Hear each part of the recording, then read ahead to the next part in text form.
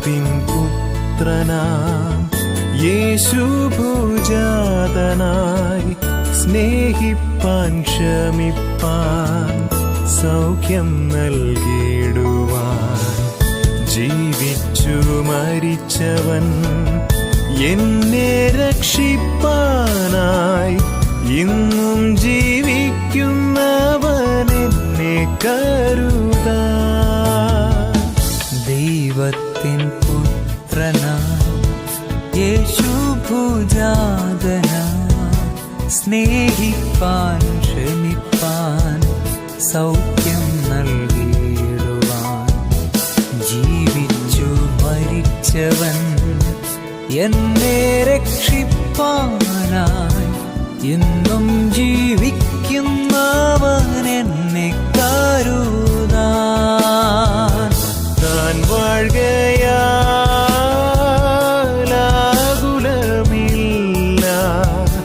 നാളെ എന്ന ഭീതിയില്ല. ഭാവിയെല്ലാം തൻ കയ്യിലെന്നോർത്താൽ എത്ര ധന്യമേ എൻ ലോകജീവിതം. ഇപ്പോൾ നാം ശ്രവിച്ചുകൊണ്ടിരിക്കുന്നത് മോർണിംഗ് വോയിസ് എന്ന ആത്മീയ ശുശ്രൂഷയാണ്. ഇന്ന് ദൈവവചനത്തിൽ നിന്നും കർത്താവിൻ്റെ ദാസൻ സാബൂറ്റി ഇപ്പോൾ വെട്ടിയാർ ധ്യാനചിന്തകൾ പങ്കുവയ്ക്കുന്നു. ദൈവ തിരുനാമത്തിന് മഹത്വം.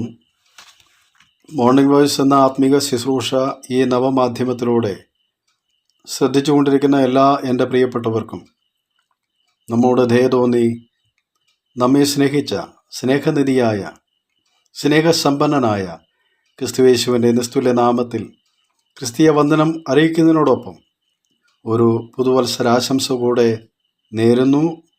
ദൈവം നിങ്ങളെ സമൃദ്ധിയായിട്ട് അനുഗ്രഹിക്കട്ടെ. 2024 സുഖദുഃഖ സമ്മിശ്രമായ അനുഭവങ്ങളുടെ ആവരണം അഴിച്ചുവെച്ചു. 2025 ഈ പുതുവർഷം പുതുപുത്തൻ പ്രതീക്ഷകളുടെ ആവേശം തമ്മിൽ നിറയ്ക്കുമ്പോൾ ഈ വചന കേൾവിയിലൂടെ മനുഷ്യജീവിതത്തിൻ്റെ ക്ഷണികതയും അതിൻ്റെ നശ്വരതയും മനസ്സിലാക്കി പുതുവർഷത്തിൻ്റെ നവ്യാനുഭവങ്ങൾ ചിട്ടയായ ജീവിതത്തിൻ്റെ നല്ല നാളേക്കായി നമ്മെ രൂപാന്തരപ്പെടുത്തുവാൻ കഴിഞ്ഞിരുന്നുവെങ്കിൽ എന്ന് ഞാൻ ആഗ്രഹിക്കുന്നു.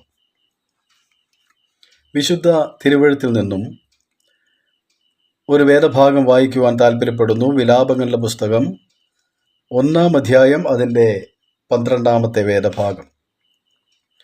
കടന്നു പോകുന്ന ഏവരുമായുള്ളവരെ, ഇത് നിങ്ങൾക്ക് ഏതുമില്ലയോ?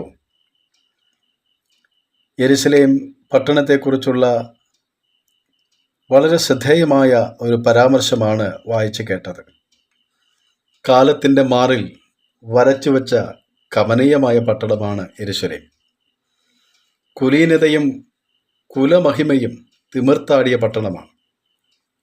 രാജതെരുവീതിയും തലയെടുപ്പോടുകൂടെ ഉയർന്നു നിൽക്കുന്ന ദേവാലയവും വിശേഷവിധിയായ അരക്കെട്ടും മാർപ്പതക്കവും ധൂപപീഠവും ദുപ്പട്ടയും കൈവശം വച്ചവർ, ആഢ്യത്വമുള്ളവർ. ഞാനിങ്ങനെ പറയട്ടെ, കാലം കണക്ക് തീർത്തപ്പോൾ അവർ ചരിത്രത്താളുകളിൽ മറയപ്പെട്ടു എന്നുള്ളത് എത്രയോ ദയനീയമായ വസ്തുതയാണ്. ശേഷം സംഭവിച്ചത് വൈദവ്യവും കണ്ണുനീരും നെടുവീർപ്പും സങ്കടവും കഷ്ടാരിഷ്ടതകളും മലിനതയും നിരാശയും ദാരിദ്ര്യവും അതിക്രമവും വ്യസനവുമായിരുന്നു ആത്യന്തിക ഫലങ്ങൾ. ഇന്നത്തെ ആത്മീക ലോകം വ്യത്യസ്തമല്ല. ഉപദേശ സത്യങ്ങളിൽ ഊറ്റം കൊണ്ട് അധികാരദണ്ഡ് കൈവശം വച്ചവർ പണത്തിനും അധികാരത്തിനും അധാർമിക ജീവിതത്തിനും സ്വാർത്ഥമോഹങ്ങൾക്കും വിധേയരായപ്പോൾ അനാത്മീയത തലയുയർത്തി. മുഖപക്ഷവും കുടുംബവാഴ്ചയും കൂലം കുത്തിയൊഴുകിയപ്പോൾ ഹരിതാഭ നഷ്ടമായി ഫലഭൂയിഷ്ടമായ കൃഷിയിടങ്ങളിൽ പാറക്കല്ലുകൾ അധികാരം കൈയാളി. ആത്മീക ജീവിതത്തിൻ്റെ അടിസ്ഥാന കേദാരങ്ങളായ കുടുംബങ്ങളും സഭകളും പട്ടിണിക്കോലങ്ങളായി. ആരാണ് ഇതിന് ഉത്തരവാദി? എല്ലാവരും പിലാത്തോസിനെ പോലെ കൈ കഴുകുന്നു. ഞാനിങ്ങനെ പറയട്ടെ, പ്രയാണം പൂർത്തിയാകുമ്പോൾ, പ്രവാസം തീരുമ്പോൾ, പ്രയാസേന രക്ഷപ്പെട്ടവരുടെ കൂട്ടത്തിലാകാതെ കാലൊച്ച കാതോർത്ത് കയ്യിൽ കാലം തെളിയിച്ച വിളക്കുമായി കാത്തിരുന്ന കന്യകമാരെ പോലെ നമുക്ക് ഉണർന്നെണീക്കാം. പുതിയ വർഷം പുത്തൻ തീരുമാനങ്ങളുടെ രാവാകാതെ വീണുപോയ, വിട്ടുപോയ ശരികളെ ആവർത്തിക്കുവാനുള്ള യാമമാകട്ടെ. അശരണരെ അരികത്തണയ്ക്കാൻ, അരികത്തിരിക്കുന്നവരെ ആശ്വസിപ്പിക്കുവാൻ, ചേർത്ത് നിർത്തി ആത്മീക ഭൗതിക കുറവുകളുടെ അപര്യാപ്തത കണ്ടറിഞ്ഞ് അല്പമായല്ല ധാരാളമായി പോഷിപ്പിക്കുവാൻ നമ്മിൽ കൃപ അരുളേണ്ടതിനായി പ്രാർത്ഥിക്കാം. വിലാപങ്ങളുടെ പുസ്തകം 1-ാം അധ്യായം 16-ാം വാക്യം. ഇത് നിമിത്തം ഞാൻ കരയുന്നു, എൻ്റെ കണ്ണുനീരൊഴുക്കുന്നു. എൻ്റെ പ്രാണൻ, ആ പ്രാണനെ തണുപ്പിക്കേണ്ടുന്ന ആശ്വാസപ്രദൻ എന്നോട് അകന്നിരിക്കുന്നു. ഇന്ന് വിശ്വാസികൾ പലരും ആത്മനിറവിൻ്റെ ഔന്നത്യത്തിൽ എത്തിച്ചേർന്നു എന്ന് അവകാശപ്പെടുമ്പോൾ ധാർമ്മികമായ മൂല്യങ്ങളോടുള്ള അവരുടെ അവഗണന, അതിനോടുള്ള അവരുടെ മൃദു സമീപനം ദൈവത്തിന് സ്വീകാര്യമല്ല എന്നുള്ള സത്യം അങ്ങനെയുള്ളവർ പാടെ മറന്നു പോകുന്നു.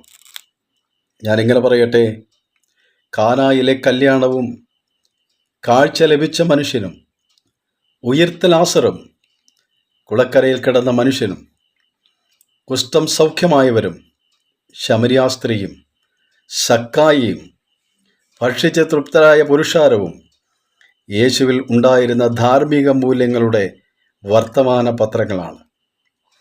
മുറിച്ചെടുത്ത അപ്പത്തിൽ നിന്നും പറിച്ചെടുത്ത് ഭക്ഷിക്കുമ്പോൾ തീർത്തും അനാഥമാക്കപ്പെട്ട, പ്രാണവേദനയിൽ ആണ്ടുപോയ, അവഗണനയുടെ ആഴത്തിൽ ആണ്ടുപോയ കർത്താവിൻ്റെ വികാരമാണ് നാം രുചിച്ചറിയേണ്ടത്. യേശുക്രിസ്തുവിൽ നാം കാണുന്നത് അത് തന്നെയാണ്. ക്രൈസ്തവ മൂല്യങ്ങൾ ഉയർത്തി യാന്ത്രികമായല്ല, ആത്മശക്തിയോടെ അരുമനാഥൻ്റെ അനുയായികളായി അടരാടി മുന്നേറുവാൻ ആത്മനാഥൻ അനുവദിച്ച ഈ അവനിയിൽ അനുസ്യൂതം മുന്നേറുവാൻ ഈ പുതുവർഷം 2025 അതിന് വേദിയാകട്ടെ എന്ന് ആശംസിച്ചുകൊണ്ട് നിർത്തുന്നു. ഈ ദൈവിക തിരുവെഴുത്തുകൾ നമുക്കേവർക്കും അനുഗ്രഹ കാരണമായി തീരട്ടെ. ദൈവനാമം ഇന്നും എന്നേക്കും മഹത്വപ്പെടുമാറാകട്ടെ. ആമേൻ.